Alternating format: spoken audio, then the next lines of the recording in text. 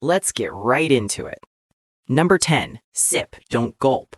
You've heard this one so many times it feels like a law of nature. Sip your water, tiny sips, make it last. Pretend you're a Victorian child with a thimble of lemonade. Because if you gulp, your body will, what, explode? Call the police? Cancel your subscription to life? Here's the problem. Your body is not a camel with a budgeting spreadsheet. It's a messy, salty machine that runs on pressure, circulation, and electrolytes.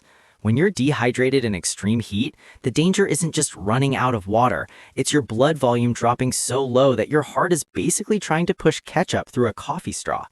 Tiny sips don't fix that. In real dehydration, your plasma volume is collapsing, your blood gets thicker, your heart rate spikes, your sweat system starts glitching. What your body needs is a meaningful volume of fluid to restore circulation, cool you down, and keep your brain from entering hallucination demo mode. But survival advice tells you to sip because it feels logical, like budgeting during a recession. Unfortunately, biology doesn't do spreadsheets, it does thresholds. And until you cross certain hydration thresholds, nothing improves. You're just moistening your mouth while your organs quietly file a complaint. Even worse, sipping can trick your brain. Your mouth feels wet, thirst signals calm down, and you think, yes, problem managed. Meanwhile, your core temperature keeps climbing like it didn't get the memo. In actual desert survival cases, people who drank when they had water, properly, deeply, often stabilized longer than people who rationed themselves into heat exhaustion. Because dehydration deaths aren't cinematic. You don't dramatically run out of water and collapse. You overheat, your blood pressure tanks, and your nervous system pulls the emergency brake at highway speed. And here's the creepy part. This advice gets more dangerous when combined with another smart rule we'll hit later, the one about avoiding food entirely. That combo is how your body turns into a sodium-free horror show. Hold on to that thought, it gets uglier. Basically, sipping isn't discipline. In the desert, it's your survival instincts being politely strangled by bad advice. Number 9, travel only at night. This one sounds genius, obvious even. The sun is evil, night is cool, therefore become a nocturnal survival ninja. Walk under the stars, avoid heat, win the desert. Except deserts at night are not just cooler daytime, they're an entirely different problem wearing the same sand. At night, temperatures can drop fast, sometimes violently. Your sweat-soaked clothes from the day turn into refrigeration units. Wind picks up. Your core temperature, already compromised from dehydration, starts sliding the other direction. Hypothermia in a desert sounds fake until you're shivering under a sky that looks like a screensaver. But let's say you don't freeze. Great. Now you're navigating terrain you've never seen, full of rocks, washes, cactus, and invisible ankle-breaking nonsense. You fall, you sprain something. Congratulations, you've upgraded from lost to stationary forever. Your brain also sucks at night navigation when it's dehydrated. Depth perception drops, judgment tanks. The desert has no landmarks, so everything looks like the same beige lie it did before, just darker. People walk in circles for hours, convinced they're making progress, slowly burning calories they absolutely cannot afford to burn. And here's the psychological kicker. Night movement feels productive. You feel smart. You're not just sitting there, you're doing something, which is dangerous because survival is not about feeling efficient. It's about not dying while your body is already in deficit. Search and rescue data backs this up. Moving at night dramatically increases injury risk and makes you harder to spot. Helicopters, planes, even ground teams rely on contrast. A motionless human in daylight is easier to find than a clever shadow at midnight. Later in this countdown, we'll talk about the advice that tells you to keep moving to stay warm, which pairs beautifully with this one to form a tag team of terrible decisions. Your metabolism can't afford cardio right now. It's already negotiating with your organs like a hostage negotiator. At night, the desert doesn't rest. It just waits quietly while you make yourself harder to save. Number 8, don't eat anything. This advice usually comes wrapped in a very serious tone, like it was whispered by a survival monk on top of a mountain. Don't eat, digestion wastes water. Sounds scientific, sounds responsible, sounds like the kind of rule you'd write in all caps on a laminated card. And it is technically true in the same way that saying fire is warm is technically true. Digestion does require water.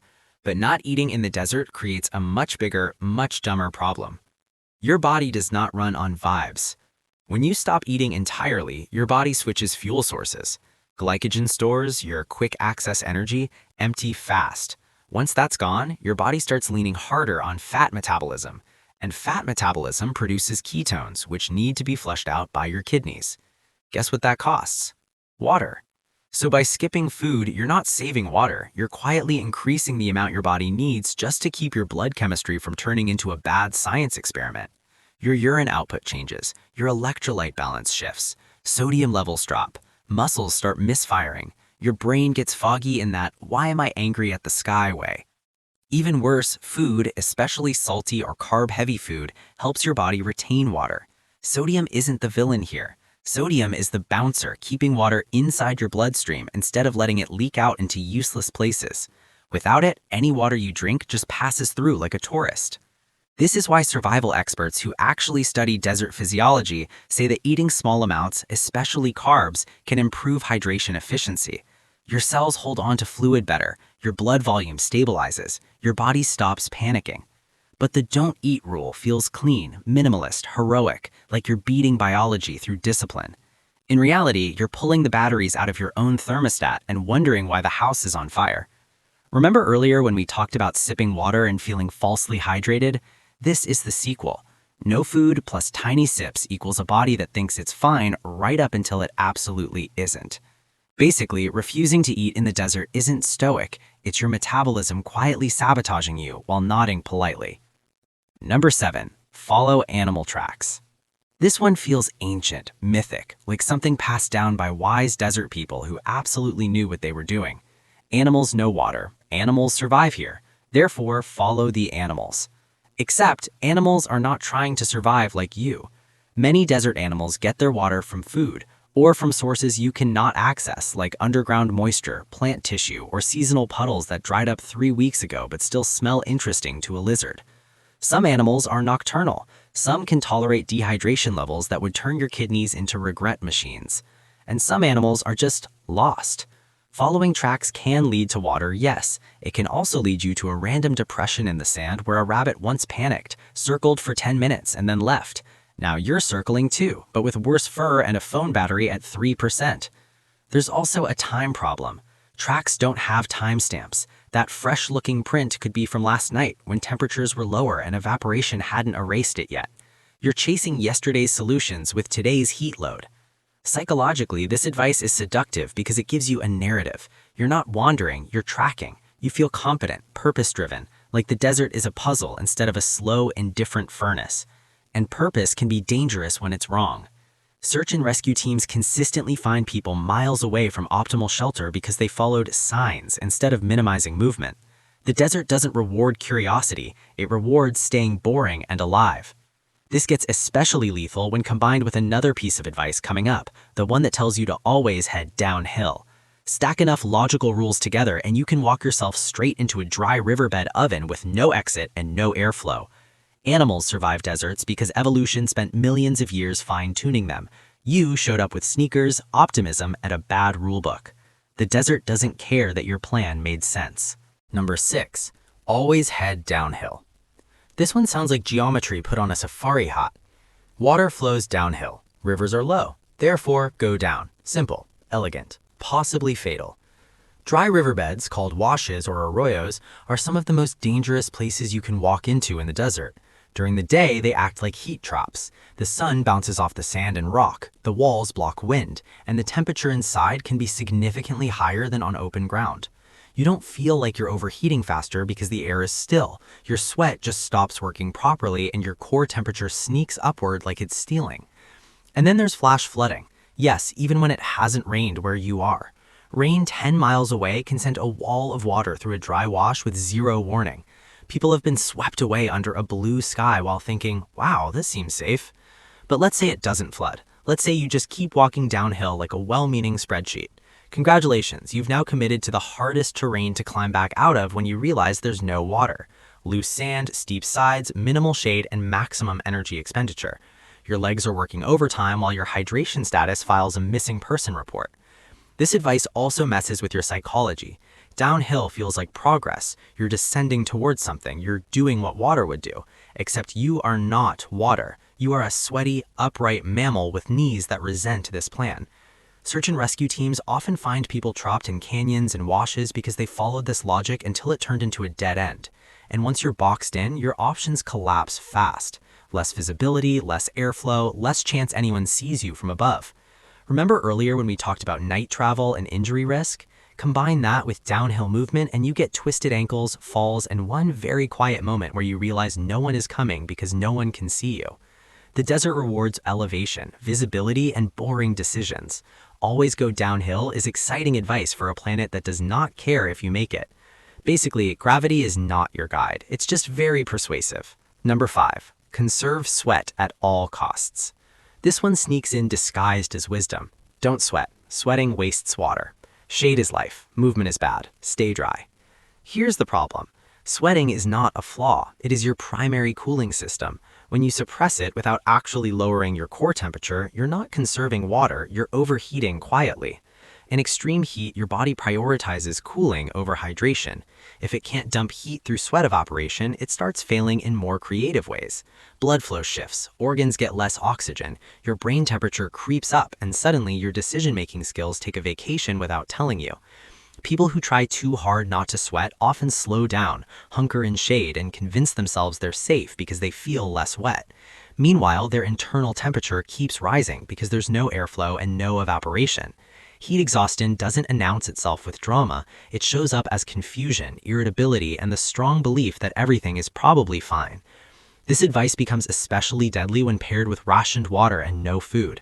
Your sweat becomes more concentrated, electrolytes drop, muscle cramps start, your nervous system misfires like an old radio. By the time you realize something's wrong, your body has already crossed thresholds that are hard to reverse without medical help. Survival isn't about preventing sweat, it's about managing it, timing movement, using airflow, cooling your head and neck, and yes, drinking enough water to support the system that keeps you alive. We'll circle back to this when we get to one of the most misunderstood desert dangers, the moment when sweating stops. That's not recovery, that's the check engine light turning off because the engine died. Your body sweating isn't weakness, it's the sound of systems still working. Number 4. Keep moving to stay warm. This advice usually shows up at night when the desert flips personalities and pretends it's suddenly a freezer. You're cold, you're tired, so you move. Walk it off, generate heat, stay alive. Except your body is not a wood stove, it's a battery, and in the desert, that battery is already blinking red.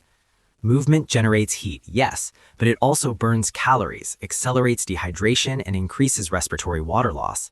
Every step costs fluid you cannot easily replace. And if you're already dehydrated, your cardiovascular system is working overtime just to maintain blood pressure. Add activity, and you're asking it to sprint with no shoes. There's also the sweat trap. You move to warm up, you sweat a little, then you stop.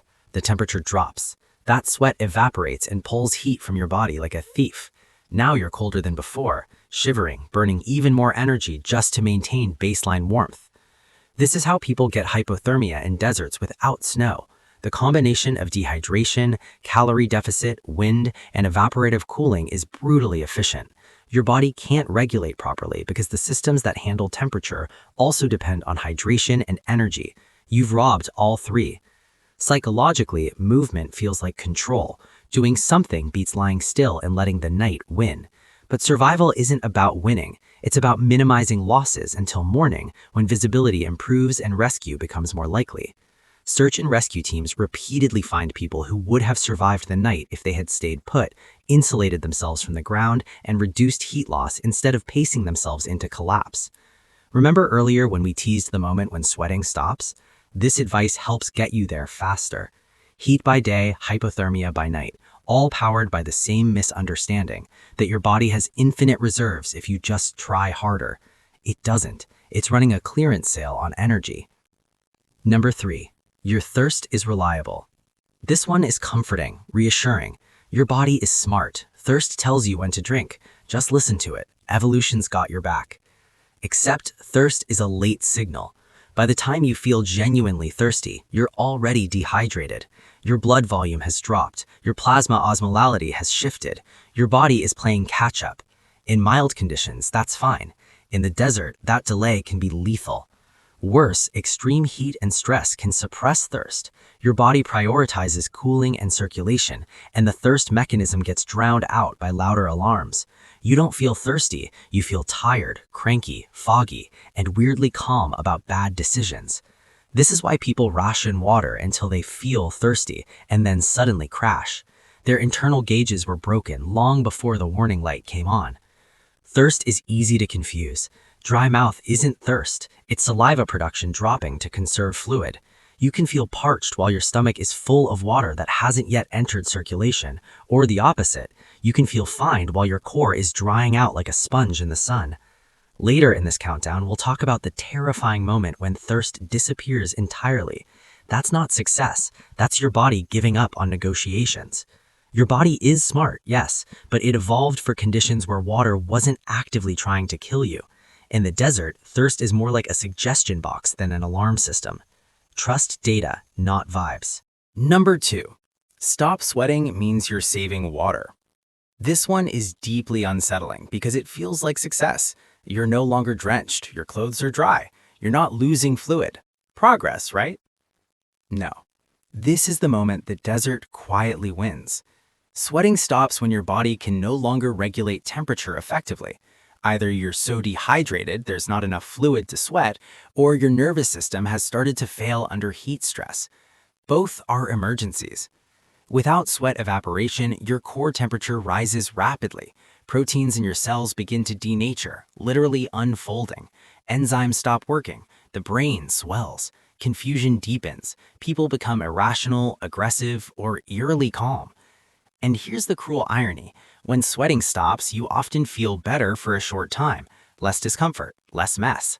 That false relief is one of the most dangerous signals your body produces. It's not stabilization, it's shutdown. This is why heat stroke kills so fast once it sets in. The cooling system is offline. Drinking water alone may not help anymore. Without evaporation, you can't dump heat. Your body becomes a sealed container in a blast furnace. Remember earlier when we talked about conserving sweat and avoiding movement? This is where that advice delivers the bill. Your body didn't save water, it spent its last bargaining chip. If you ever hear someone say, "At least I stopped sweating," understand this. That sentence belongs in a medical emergency, not a survival guide. Number 1. Rescue is a matter of time. This is the quiet assumption sitting underneath almost all bad survival advice. Someone will notice, someone will come, you just have to last long enough. It's a countdown, but one where help is inevitable. That belief kills people. Deserts are big in a way your brain is not built to understand. Distances flatten, landmarks disappear. A person lying still in the open can be invisible from surprisingly close range, especially if they've moved into low ground, washes, or shade pockets that block contrast. Rescue is not a clock, it's a probability. And probability drops fast when you move unpredictably, hide from heat in hard-to-see places, travel at night, or follow advice that makes you look like a rock instead of a human. Even when rescue is active, it relies on you being visible, alive, and coherent enough not to sabotage yourself. Dehydration and heat illness actively work against all three. People wander away from aircraft noise. They crawl into shade just out of sight. They decide confidently that staying hidden is smarter. And here's the cruel irony. This entire list collapses into one brutal truth. Most correct survival advice assumes a calm body, a clear brain, and a forgiving environment. The desert offers none of those. The safest desert strategy is deeply unheroic. It's boring. It's about drinking when you have water, eating when you have food, minimizing movement, maximizing visibility, managing heat instead of pretending you can outthink it, and treating your own confidence as a potential symptom. The desert doesn't test intelligence, it tests assumptions. And the most dangerous assumption of all is that you still have time to figure it out later.